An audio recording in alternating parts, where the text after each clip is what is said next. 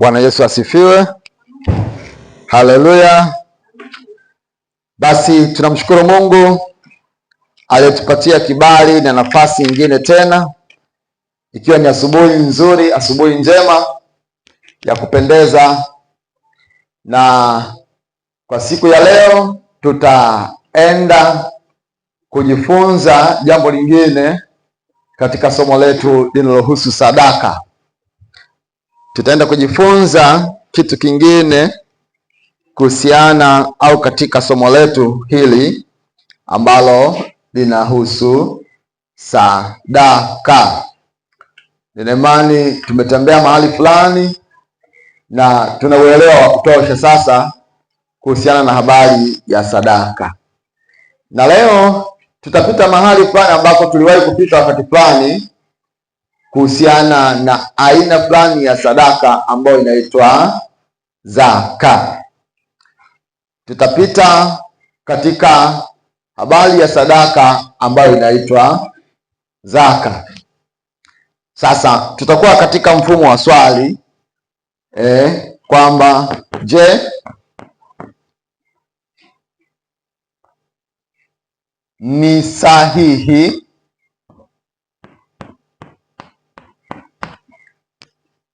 kutoa zaka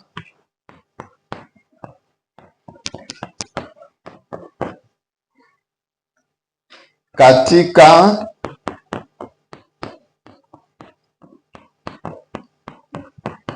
Agano Jipya? Je, ni sahihi kutoa zaka katika Agano Jipya? Somo hili la zaka bado linahitaji kuendelea kuzungumzwa, kujadiliwa, kuchakatwa, hatimaye lijengeke vizuri katika mkao na namna ambavyo tutalielewa kiufasaha na kiusahihi zaidi. Na ni kitu ambacho kimezidi kuleta maswali kwa Wakristo wengi, kwa sababu imefika mahali imetengeneza mahali au tabaka la imani ya Kikristo au baadhi ya madhehebu ya Kikristo yanayoamini katika utoaji wa zaka, lakini kuna madhehebu ambayo hayaamini katika utoaji wa zaka, na kila upande kuna mahali na vifungu ambapo wanaposimamia kutetea hoja yao. Kwa hiyo hapa ndani kuna baadhi ya watu ambao wamesimama katika upande wa kwamba ni sahihi, na kuna ambao wamesimama katika upande wa kwamba si sahihi. Sasa mwisho wa siku tuyachakate, alafu tupate kitu kimoja. Haleluya, Bwana Yesu asifiwe. Sasa tukianza kwa kuangalia kwa habari hii ya zaka, na ili kusudi uweze kujifunza vizuri, uweze kuelewa vizuri, na uweze kupata kitu kilicho sahihi, lazima uende na kanuni za kujifunza. Na kanuni za kujifunza, moja ya kanuni ya msingi sana ni kuwa mtupu. Kuwa nini? Kuwa mtupu, kiasi kwamba kile ulicho nacho kitoe, kiweke pembeni, ubaki mtupu, ili uruhusu kitu kingine kiingie. Kwa sababu kama kitakapoingia kukutana na vitu vingine kule ndani, inawezekana kikashindwa kukaa. Sasa unavitoa kwanza, vile unaviweka pembeni, unaruhusu vitu vipya viingie, halafu baada ya kuingia sasa unachakata ulichokitoa na kilichoingia.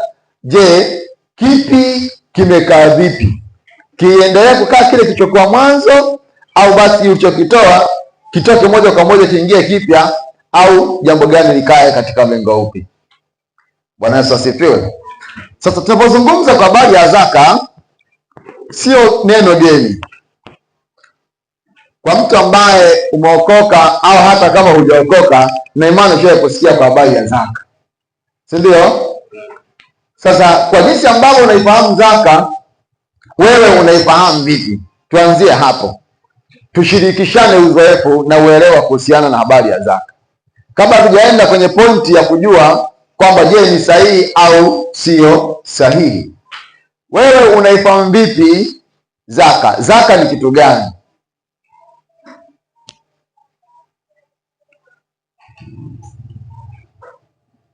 Nawasikiliza jamani. Amina.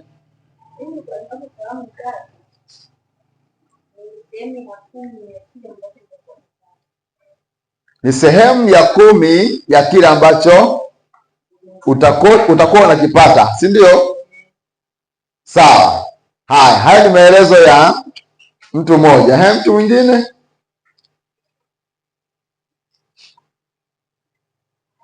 Na ingine tunaunga mkono au badiki nataka kujazia hapo. Karibu. Amina. Kwanza zaka ni zako unafanya sadaka yani unatoa sadaka kupenda wewe. Ila fungu la 10 yani huko inakuwa kama ilikuwa ni sheria. Fungu la 10 ilikuwa ni sheria kwenye kipato cha mtu anachopata, lazima atoe fungu la 10. Ukipata 100, ukipata 100 utoe 10%. Lakini imekuja sasa kuonekana kwamba fungu la 10 unatoa unapojisikia. Sawa, huko tutaenda. Na tumeshajifunza hapa. Ndio maana tumelirudisha. Nataka tuanzie hapa kwamba maana ya zaka kwa jinsi ambavyo unavyoifahamu zaka ni kitu gani? Zaka ni kutoa sadaka kwa ajili ya kanisa. Ni kutoa sadaka kwa ajili ya kanisa. Muumini anakuja kanisani, zaka anatoa kwa ajili ya kanisa. Sawa. Okay. Sisi tunashangaa yanapokuwa yanabadilika, ina maana kwamba ni mafunuo au ni kwamba Mungu amekufunulia kwamba hii haikuwa sawa sawa au iko sawa sawa. Kwa sababu ni utaratibu ambao tena unaondolewa. Na hapo unatuambia kwamba sasa mnatakiwa ufute vya zamani uanze upya tena sasa. Ina maana kupiga tena sasa inaanza upya. Sawa. Okay. Naposema kwamba ufute vya zamani uanze upya, sina maana kwamba ufute kabisa upoteze uwe kama ndio leo unaokoka. Maana yangu ni kwamba uruhusu kitu kipya kiweze kuchakatika kwenye akili yako, kiasi kwamba ukikaa katika msimamo na msingi ule ambao ulionao, yawezekana kukawa na kitu ambacho ni bora au cha nyongeza au cha kupunguza kwenye kile ambacho kipo ili kukiboresha kikae vizuri. Sasa usiporuhusu badiliko lolote au mchakato wowote kwenye kile ambacho kiko ndani yako, maana yake wewe ushagamalizake kujifunza kabisa. Hakuna haja ya kujifunza kitu kingine kipya. Kwa hiyo sina maana kwamba ufute uanze upya, isipokuwa uruhusu mchakato ufanyike katika taarifa uliokuwa nayo mwanzo, ili kusudi aidha kuiboresha kwa maana ya kuiongezea au kuipunguza au kuilevel kwa namna fulani. Mwanaelewa wadeki? Sio kama ufute kabisa. Na kuongezea hapo. Sawa.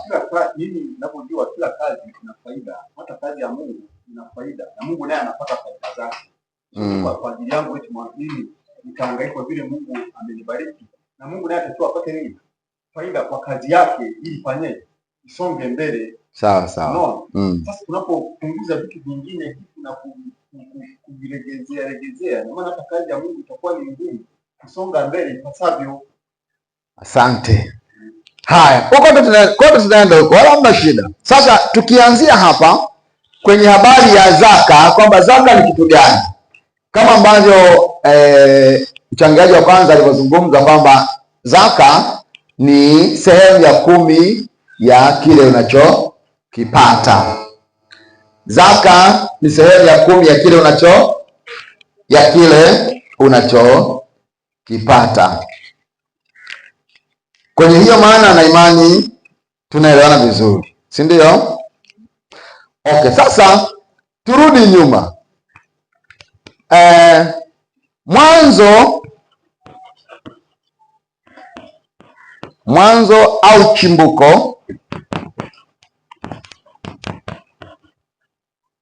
chimbuko la zaka. Mwanzo au chimbuko la zaka. Mwanzo au chimbuko la zaka limeanzia wapi? Limechimbukia wapi? Ili kusudi tujue tunaenda kwa namna gani. Habari ya zaka imeanzia kwenye kitabu cha Mambo ya Walawi. Mambo ya Walawi ile sura ya 27 mstari wa 30 mpaka 34.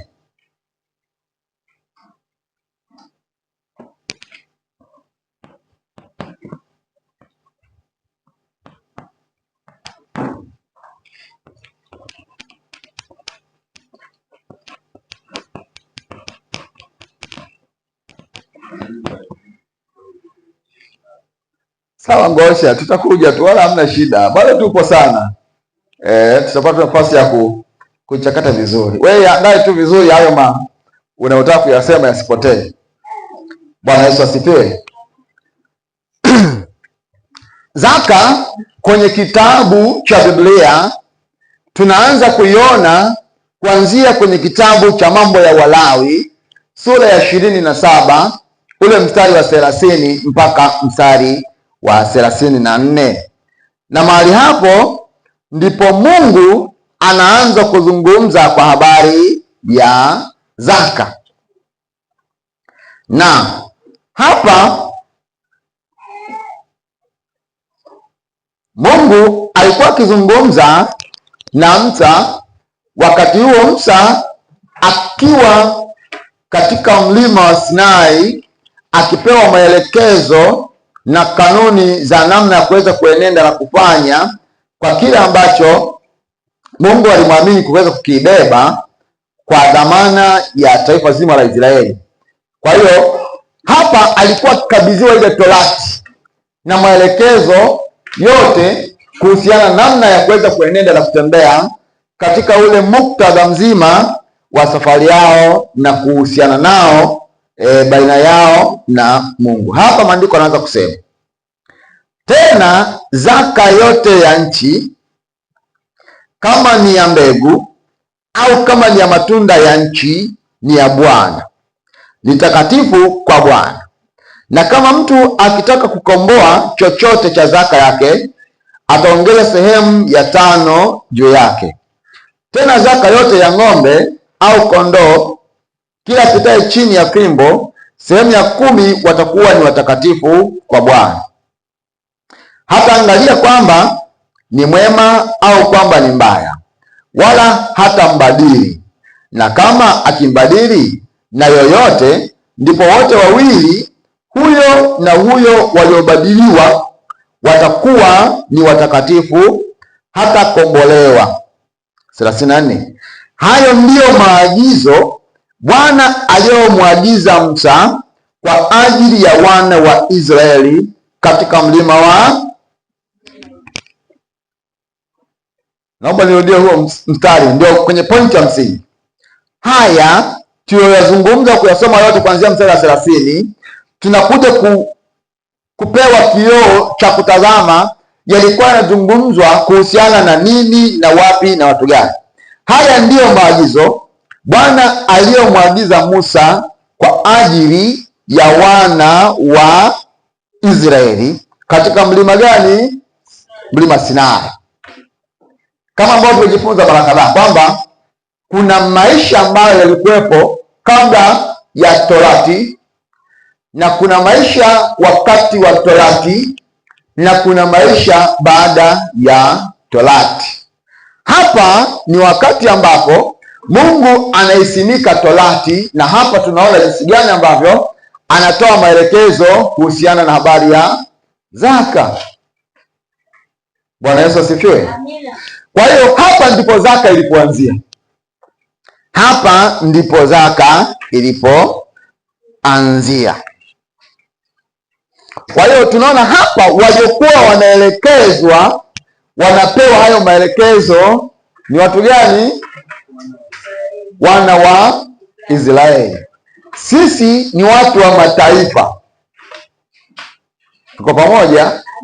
Sisi ni watu wa mataifa ambao Paulo alipewa jukumu kubwa la kutufikishia Injili akishirikiana na watu wengine ambao alifanya nao kazi. Kwa hiyo kwa habari hii ya zaka ambayo inaambiwa hapa au tunaelekezwa hapa, waelekezwa wana wa Israeli. Kwa wewe kama sio mwana wa Israeli tena wa kipindi kile, haikuhusu.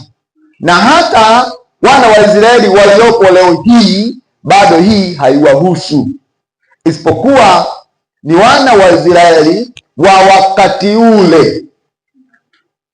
Bwana Yesu asifiwe. Haleluya. Tuko pamoja? Okay. Sasa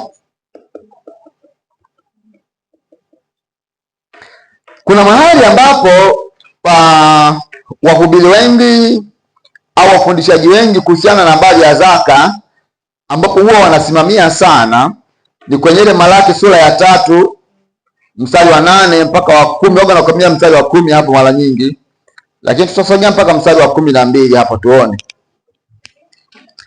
Malaki sura ya 3 mstari wa 8 tutaenda mpaka mstari wa 12.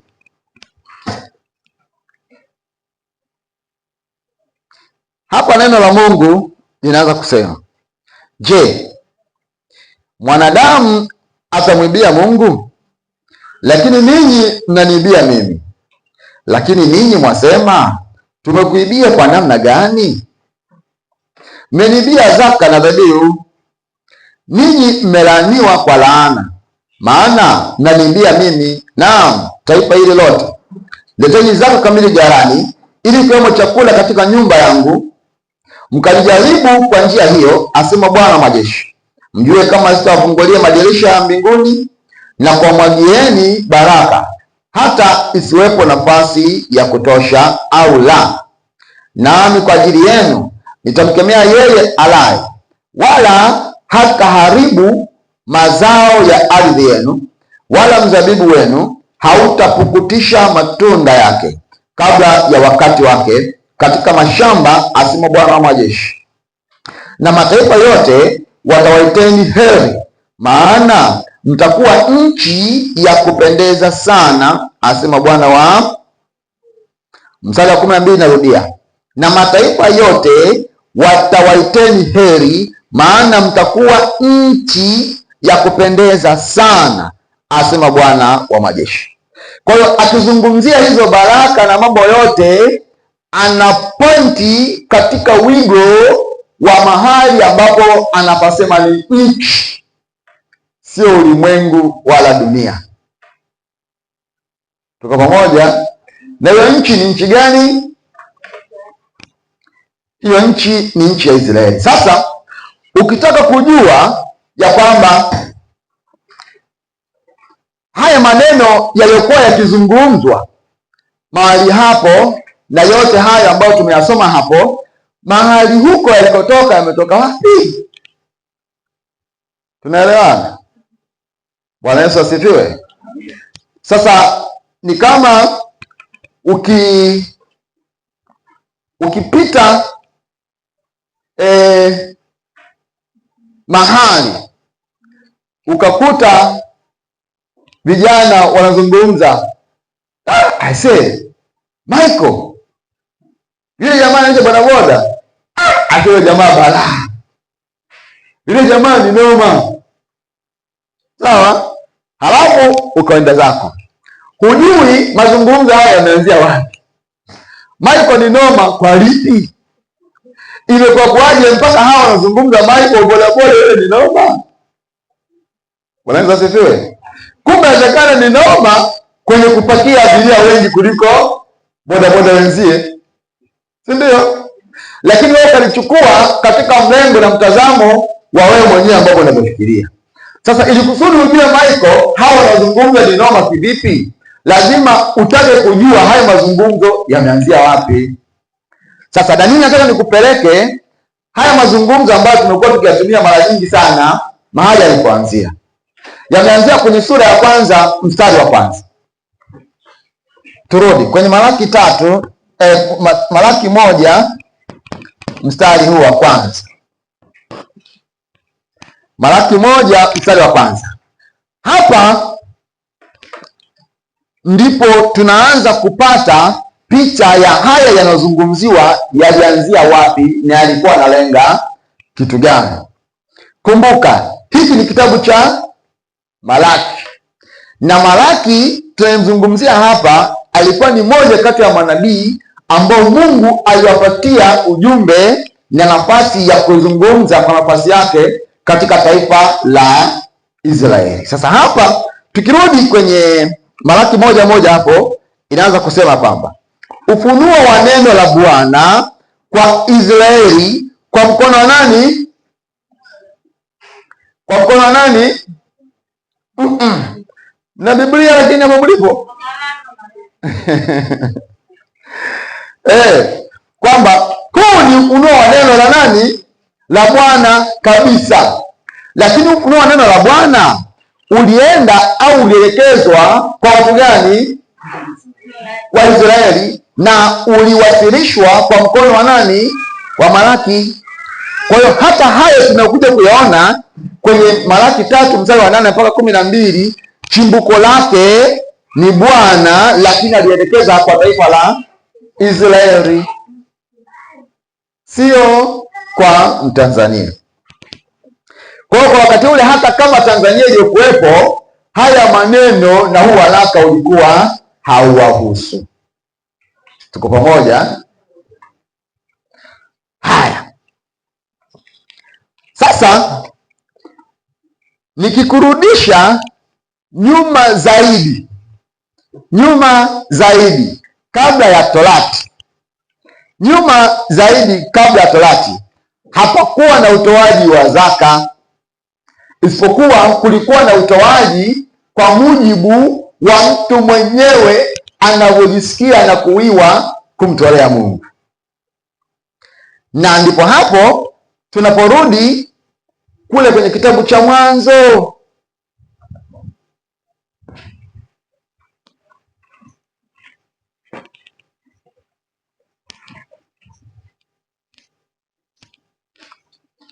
Tunarudi kwenye kitabu cha Mwanzo. Tukirudi kwenye kitabu cha Mwanzo, ile sura ya 14 mstari wa 18 mpaka wa 20 pale. 14 mstari wa 18 mpaka mstari wa 20. Tunaona kuna utoaji wa sadaka ambayo baadhi ya watu wanaita ni zaka, lakini sio zaka. Kwa sababu zaka tunaanza kuiona kuanzia kwenye mambo ya Walawi huku, na kwenye Mwanzo hiyo sio zaka, japo kwa sura ya muonekano inaonekana kama zaka, lakini sio zaka. Na hapa ndipo tunakutana na mtumishi wa Mungu ambaye Mungu alimpenda sana, Abraham, kabla ya kuitwa Ibrahim. Na hapa ni wakati ambapo Mungu amemsaidia kumkomboa ndugu yake, na anamrejesha nyumbani baada ya kutekwa yeye na familia yake na mali na nini, na yeye akachukua jeshi lake akawafuatilia na hatimaye akafanikiwa kuwakomboa na kuwarejesha. Na anakutana na Melkizedeki na anaamua kutoa sehemu ya mali alizokuwa nazo alizozitoa kule kama shukrani kwa Bwana. Sasa na hapa ndipo maandiko yanatuambia kwamba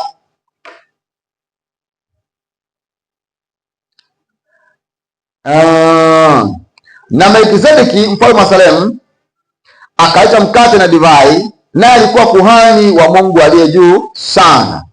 Akambariki akasema, Abraham na abarikiwe na Mungu aliye juu sana, muumba mbingu na nchi.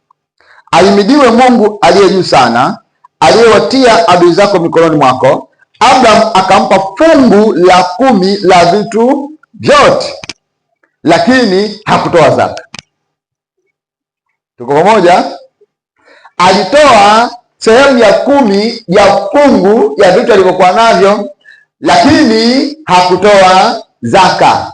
Kwa Kwa nini fungu la 10? Kwa sababu yeye ndicho alichojisikia, alichowiwa, alichoguswa kutoa, na kuambiwa leta fungu la 10, ila ni yeye mwenyewe aliamua kutoa fungu la 10. Kwa hiyo angeamua kutoa fungu la 5 ni sawa, fungu la 2 ni sawa, fungu la 20 ni sawa, kwa sababu hapakuwa na sheria au kanuni ya kwamba atoe kiasi gani. Bwana Yesu asifiwe.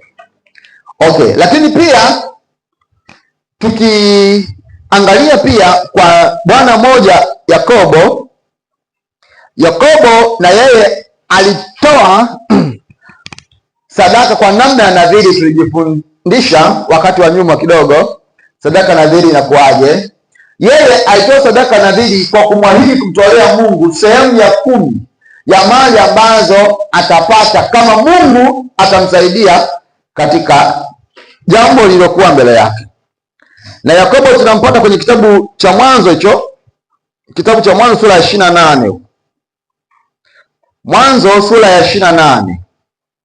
Mwanzo sura ya 28 mstari wa 22.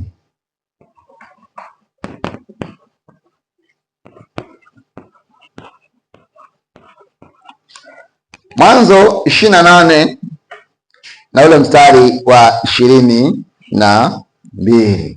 Hapa Yakobo anatoa sadaka nadhiri kwa kumwahidi Mungu haya, na jiwe hili nililosimamisha kama nguzo litakuwa nyumba ya Mungu, na katika kila utakalonipa hakika nitakutolea wewe sehemu ya 10.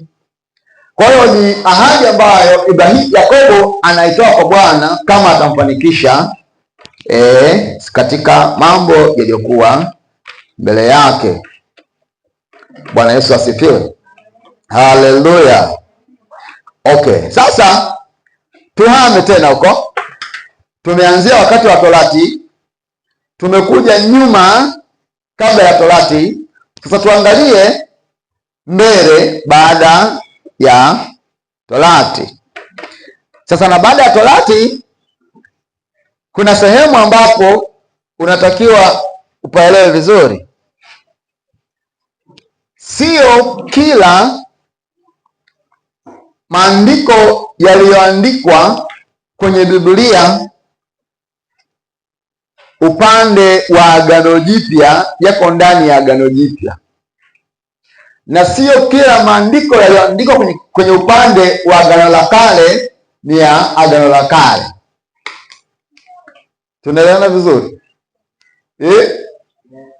Kwa sababu kwenye upande wa Agano Jipya kuna mahali ambapo yamenukuliwa maneno kutoka Agano la Kale, lakini kwenye kuandikwa yapo kwenye Agano Jipya. Hali kadhalika Yesu mwenyewe ameishi katika Agano la Kale na Agano Jipya kwa sehemu kidogo. Kwa hiyo sio kila kitu ambacho Yesu amekifanya hapa mwanzo maana yake ni kwamba kipo ndani ya Agano Jipya. Na tunafahamu Agano Jipya linaanzia wapi?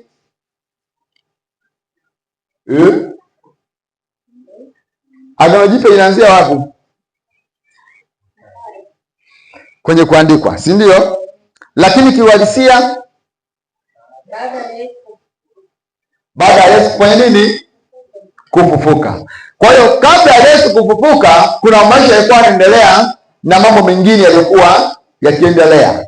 Chochote kichoendelea pale haina maana kwamba tunatakiwa tukiishi ndani ya hili Agano Jipya. Sasa kuna mahali ambapo tunaona neno zaka likitumika, Yesu mwenyewe akilizungumzia kwenye kitabu cha Mathayo sura ya 23 mstari wa 23.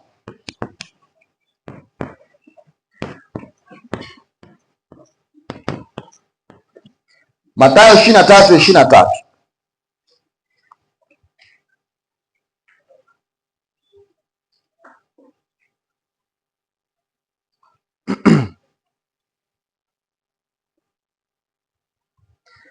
Haya, aliyefika atasomea. Ole wenu waandishi na Mafarisayo wanafiki, kwa kuwa mnalipa zaka za mnana na binzari na jira, lakini mmeacha mambo makuu ya sheria, yaani adili na rehema na imani. Hayo imewapasa kuyafanya, wala yale mengine msiyaache. Sawa sawa. Sasa maandiko haya tunaona kwenye kitabu cha Agano Jipya, si ndio? Lakini ukiangalia pointi kadhaa hapa, cha kwanza, Yesu hapa hajakataza kutoa zaka, si ndio?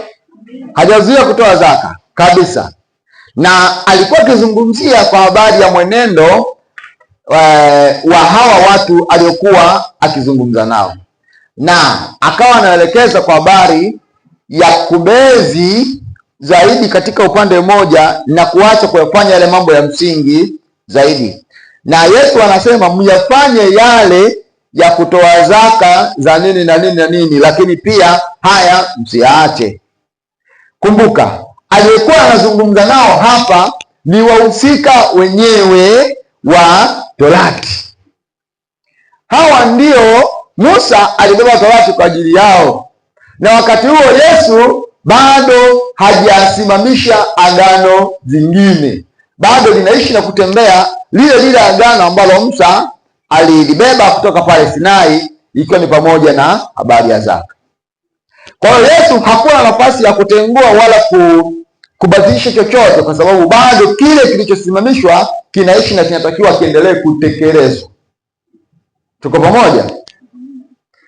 Haya,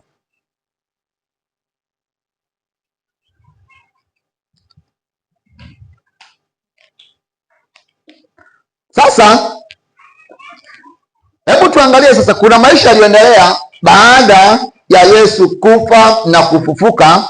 Kuna maisha mengine yanaendelea, lakini wakati yakiendelea hayo maisha mengine, tayari ni Agano Jipya likiishi na kutembea na kukua katika utendaji wake.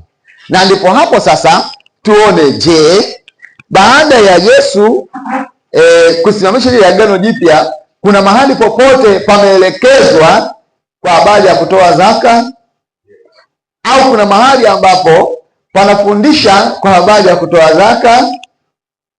Ngosha amesema ndio, si ndio? Na imani atatuambia kwamba ni wapi na namna gani, wala hamna shida.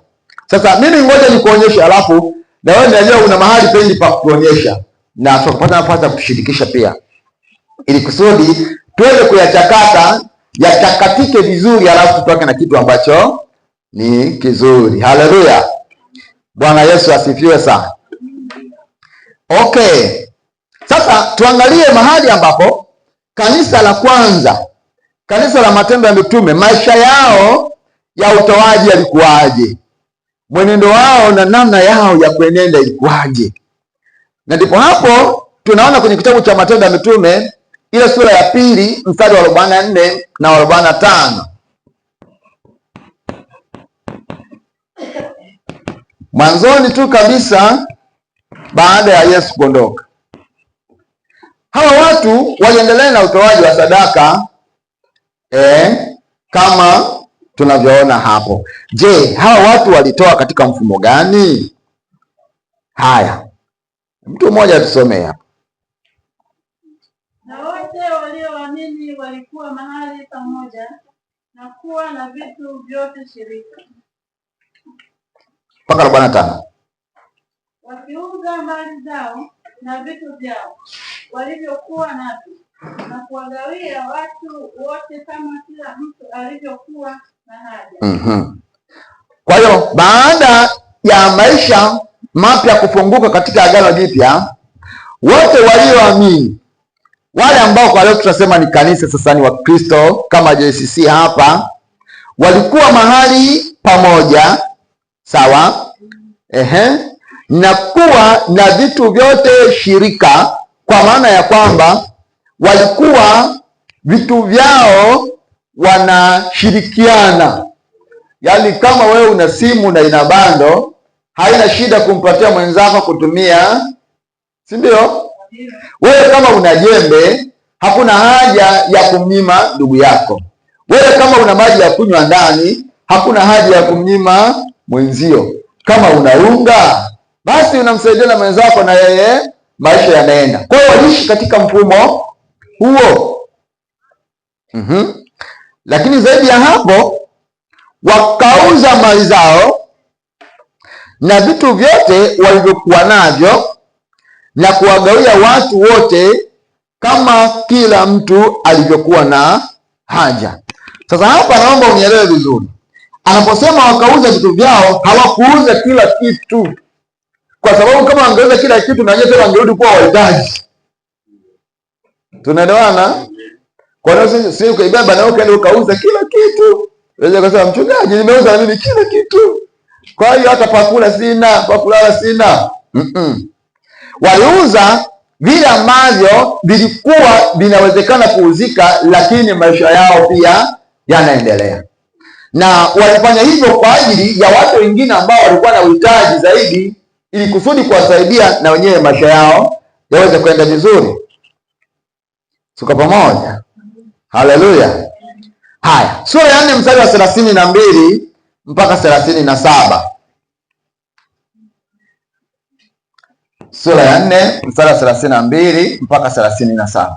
Tuzidi kuangalia kanisa la kujifunza ambalo kwetu tunaliona kama mfano tunatakiwa kutembea nao. Aliyefika hapo?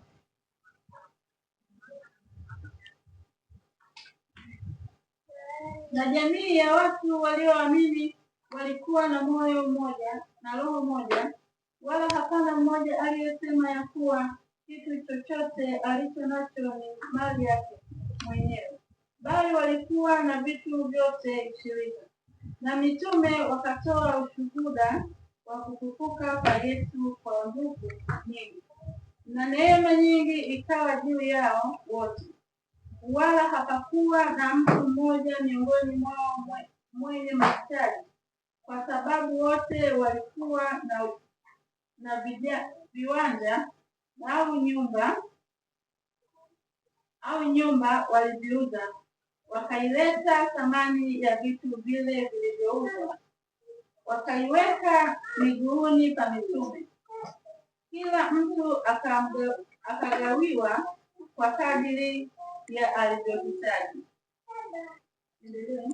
Bado endelea mpaka 27. Kwa kadiri ya alivyohitaji. 36. Na Yusufu aliyeitwa na mitume Barnaba, maana yake mwana wa faraja, Mlawi, asili yake ni mtu wa Tripoli,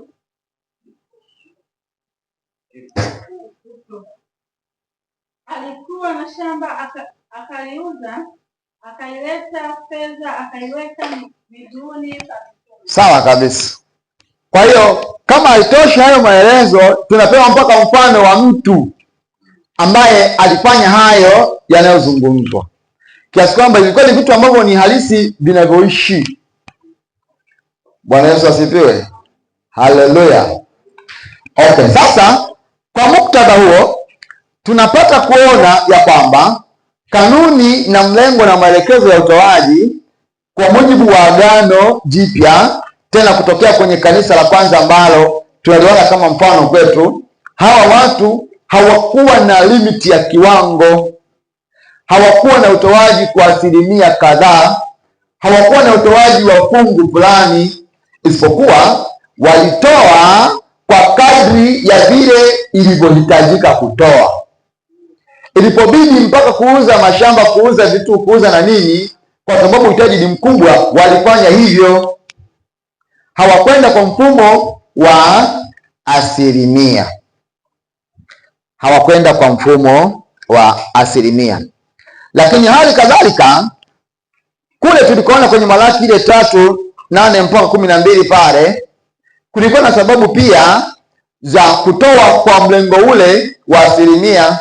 Moja, wakati ule bado watu walikuwa wanaishi katika darasa la vitendo, na ndio maana Mungu aliwazungusha mahali kule na kutaka kujidhihirisha kwao kwa mambo mengi, ili kusudi ajifunue kwao, wamwelewe vizuri.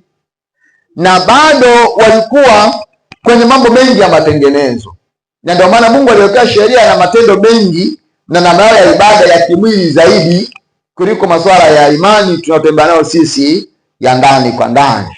Na mahali pale hekaluni kulikuwa na watu ambao wanaishi na kuendesha ibada na shughuli zao ziko pale. Kwa hiyo ilihitajika chakula na vitu vingine kwa ajili ya kuhakikisha hakuna upungufu mahali hapo. Na ndivyo ilivyo hata kwenye hii Agano Jipya, watu walitoa kwa kadri ya uhitaji ulivyokuwa. Bwana Yesu asifiwe. Haleluya. Okay, sasa kwa mlengo huo sasa, kwa kuongezea na kujazia hapo, tukiangalia mtu mwingine ambaye anaelekeza namna ya utoaji katika Agano Jipya, mwandishi wa kitabu cha Matendo ya Mitume ni nani? Mwandishi wa kitabu cha Matendo ya Mitume ni nani? Makosha. Nishangaa Kisukuma kabisa. Mwandishi wa kitabu cha Matendo ya Mitume ni nani?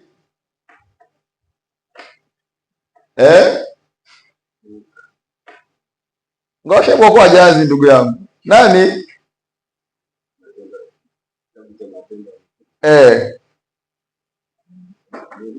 Ni Luka. Ni Luka, si ndio Ngosha? Kweli Ngosha ni Luka? Ni Luka, sawa? Tumejifunza huko nyuma. Luka ndio mwandishi wa kitabu cha Matendo ya Mitume pamoja na kitabu cha Luka. Tukaelekezana vizuri, ilikuwa ni part 1 na part 2, vikatofautishwa, kikaitwa hiki, kikaitwa hivi. Okay, tunakuja kuangalia kwenye kitabu cha Wakorintho wa kwanza. Kitabu cha Wakorintho wa pili. Mwandishi wa kitabu cha Wakorintho ni nani?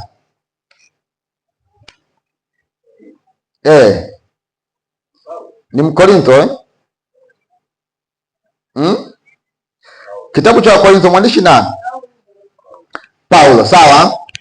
Sasa tukiangalia kwenye sura ya 9 mstari wa 7, Paulo anatoa maelekezo ya namna ya utoaji.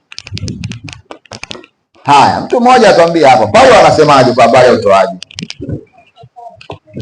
Kila mtu atende kama alivyokusudia moyoni mwake, si kwa huzuni wala si kwa lazima, maana Mungu humpenda yeyote atoaye kwa moyo wa kufunguka. Okay. Kwa hiyo Paulo anaelekeza mazingira na kanuni na utaratibu wa utoaji, kwamba watu watoe sadaka kwa namna ya jinsi ambavyo mtu amekusudia wapi? Moyoni mwake. Aliyekusudia kutoa 5%, 10%, 20%, 100%, sawa. Lakini isiwe kwa huzuni. Mtu atoe alafu anarudi nyumbani anasononeka, na isiwe lazima na kutishiwa laana, mtalaaniwa, mtafanya nini. Lakini huyu mtu afanye kwa moyo mkunjufu. Tuko pamoja? Haya, tusogee sura ya 8 mstari wa 12.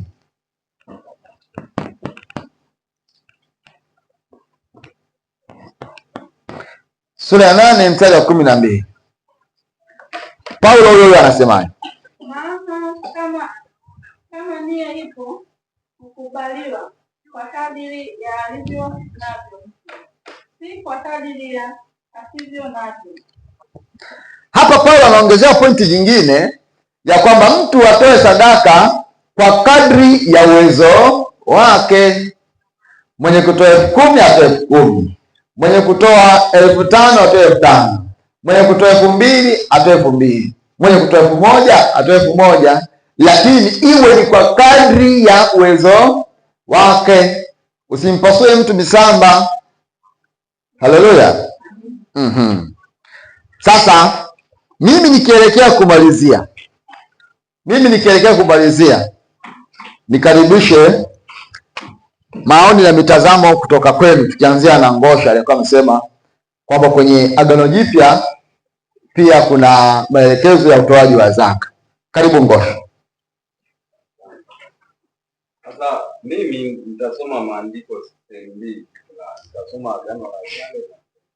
Sawa. Kwenye kitabu cha Kumbukumbu la Torati. Sawa. Kumbukumbu la Torati sura ya 14 kuanzia mstari wa 22. Nasema kwamba 14 mstari wa 22, si ndio? Nasema kwamba msiache kutoa zaka ya fungu la kumi katika maongeo yenu ya mbegu zako yatokayo shamba mwaka baada ya mwaka, nawe utakula mbele ya Bwana. Sasa hapa nakuja kwenye kitabu cha Waibrania 12:28. Waibrania 12:28. 12:28. Sawa. Twende.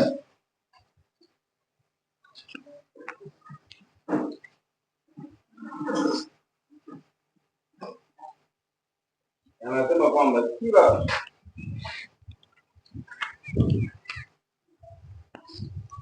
au nikusomee kama upone.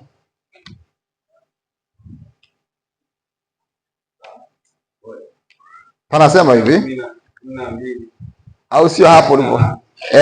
12:28. Sawa. Panasemaje?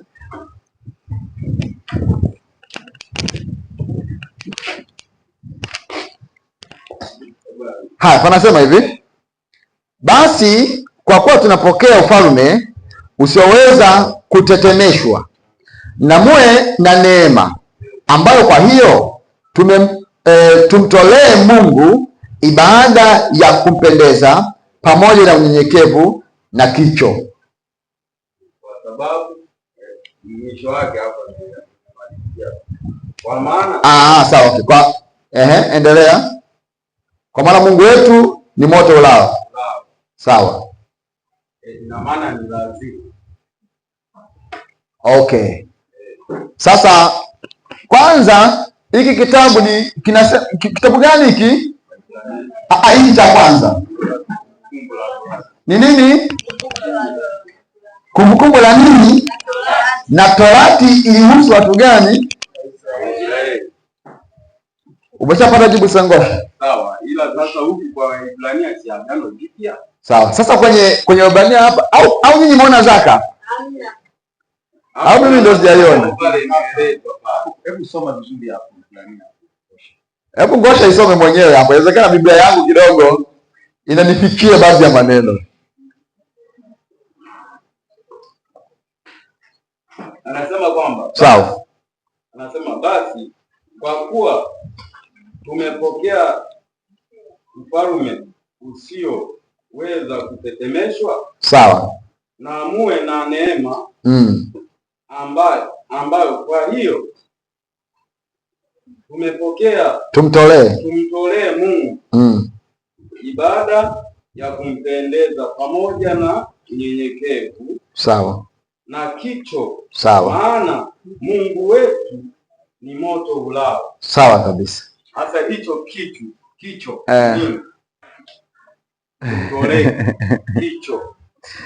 Okay.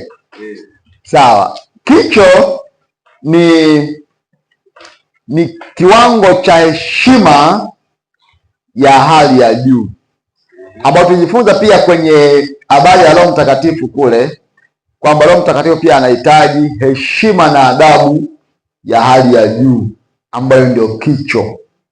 Kicho sio zaka wala sadaka. Tetea hoja yako Ngosha, tetea hoja yako. Tumtolee.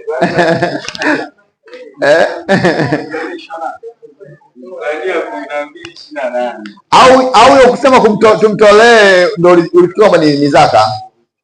Imeandika kabisa kumtolea.